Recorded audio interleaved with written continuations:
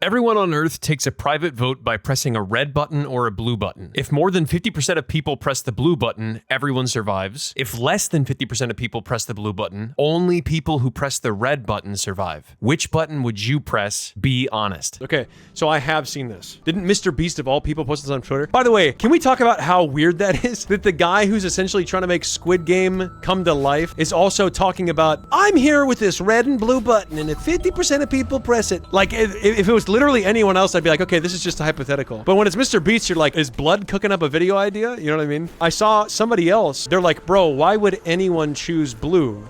Because red is guaranteed to make you live. Now, this person was probably just engagement farming and probably just rage baiting, because the answer to that question is extremely obvious. One of them, a huge amount of people die, and one of them, everyone lives. So to say something like, why would anyone press this other button where everyone lives is a little crazy. But what would I press? I don't know, it would depend. Would it be everybody? Is that the question? Literally everyone in the world would have access to this button and potentially press it? And could we talk about it beforehand or not? Probably not, right? That would make the question boring.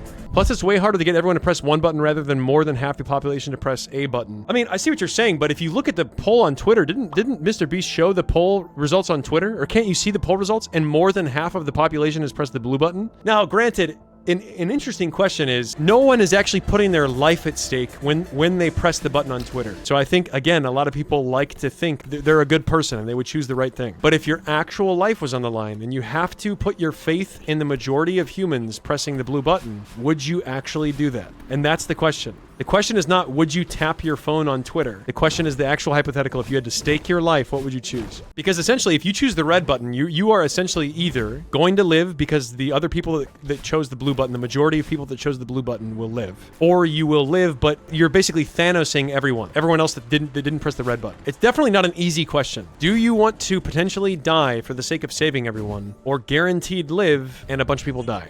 I'm thinking about my answer. I'm not copping out. I'm thinking about my answer. I mean, like, okay, but here's the thing though. If I were to tell you guys I would push the blue button, like, I could just be lying.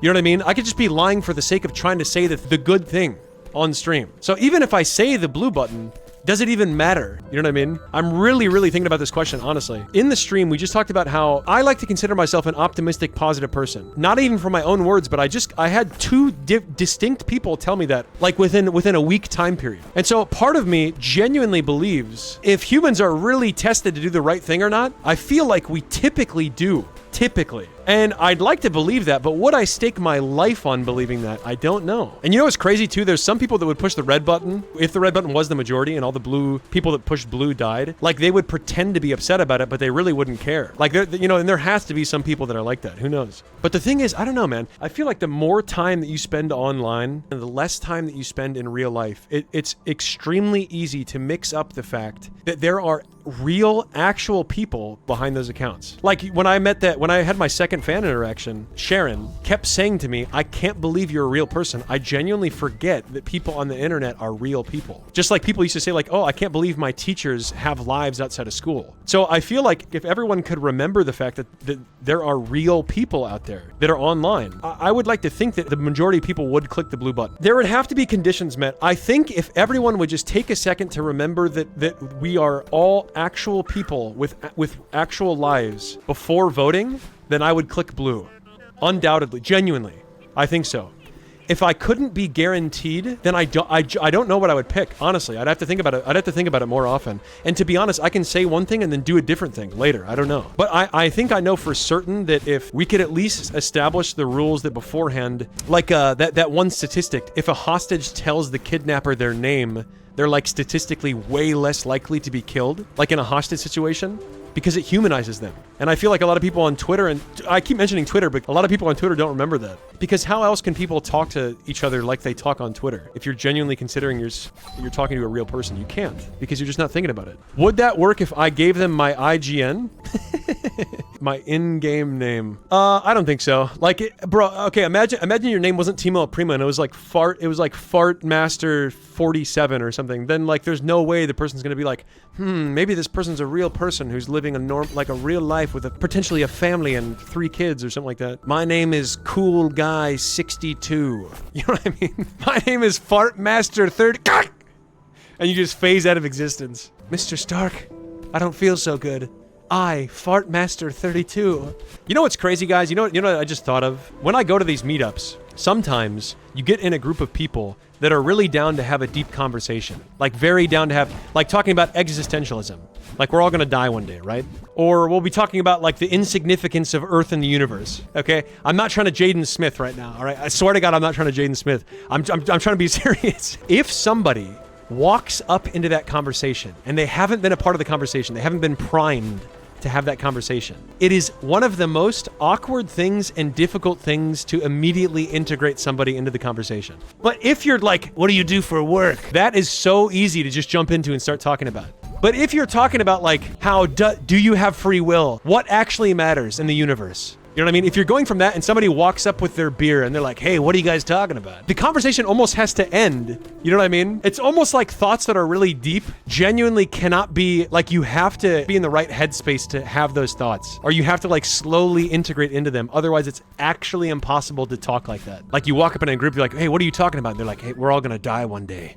You can't, that's not a conversation you can just walk into, you know? Isn't that weird that those things that we all know, like for example, we are all gonna die is something that we all know. We all know that. We all understand that. But thinking about it almost feels like waking up a little bit. Like you're waking up from a dream. And then if you just go back to like, yeah, what type of music do you listen to? That's like normal life, right? I almost feel like we're not even fully evolved yet as humans. You know what I mean? What's the explanation for that? Genuinely, if you just are going about your day-to-day life and you never really think to stop and think about these things that we all know, you're literally just walking through life with a clueless emoji. But the thing is like you also can't think about it all the time because then you would just be depressed. Unless you are just like really, you're super accepting of it and you've really come to terms with it. So there's kind of a happy medium. I mean, but that's why I think humans are not fully evolved because like there's basically two worlds you can live in at any given time. And one of them is really depressing and the other one's like, hey man, hey, can I buy you a beer?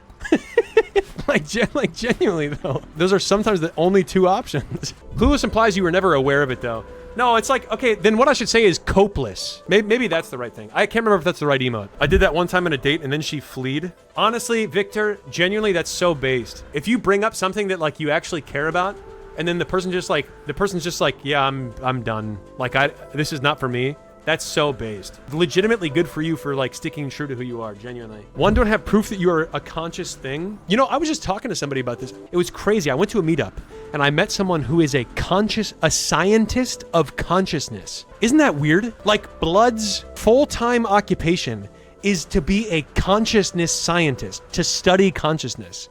And I talked to him for a long time because it was just so interesting. But yeah, but he said the same thing. He said, yeah, we don't fucking understand it. Nobody understands it. I've walked into that convo more than once. Hey, 7-6, if you can walk into a conversation like that and immediately adjust your perspective to start having that conversation, that makes you you are in the vast minority. So good for you.